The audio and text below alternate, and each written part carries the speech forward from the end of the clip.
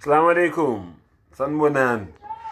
Yebo bafowethu, mina lokhu ngathatha lento kuyaphileka. Ngizolokhu nginitshela nje. Nawe thatha lento uzobona kuzophileka.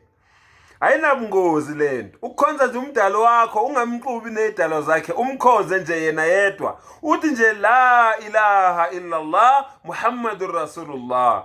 Ashhadu an la ilaha illallah wahdahu la sharika la wa ashhadu anna Muhammadan abduhu wa rasuluhu. Thatha lento mfowethu, thatha lento dadewethu, kuyaphileka. Awulalele nje izinzuzo ezenzakalayo wena mawusuthathe lento.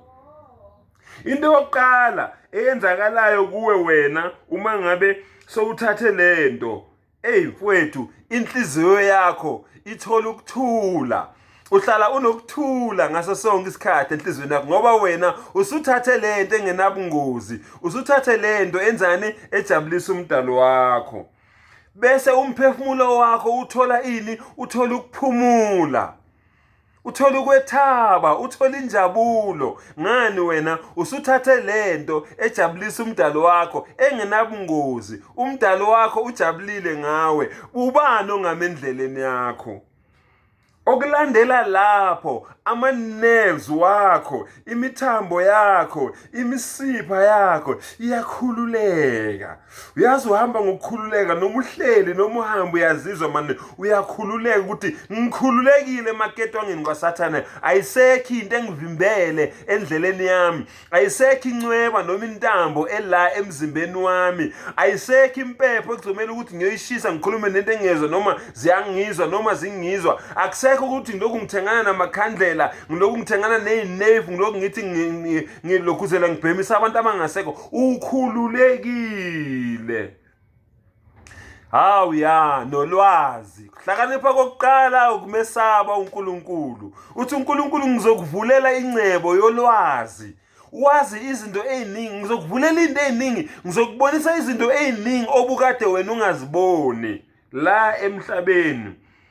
Subhanallah.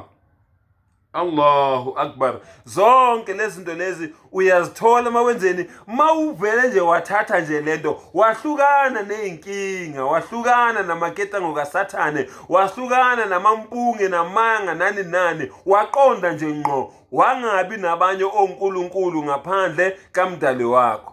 Inna fi khalqi samawati wal ardi wa ikhtilafi al-layli wan nahar la ayatin li ulil albab. Allahu Akbar. Allah uthi mawubheka ekudalweni kwani komhlaba kwamazulu wonke kanye nomhlaba.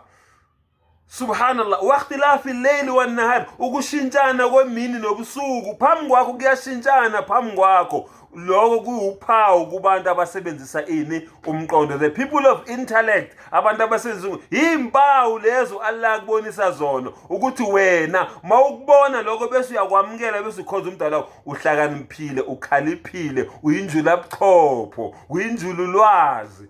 Allahu Akbar wa akhir dawana anil hamdulillahi rabbil alamin.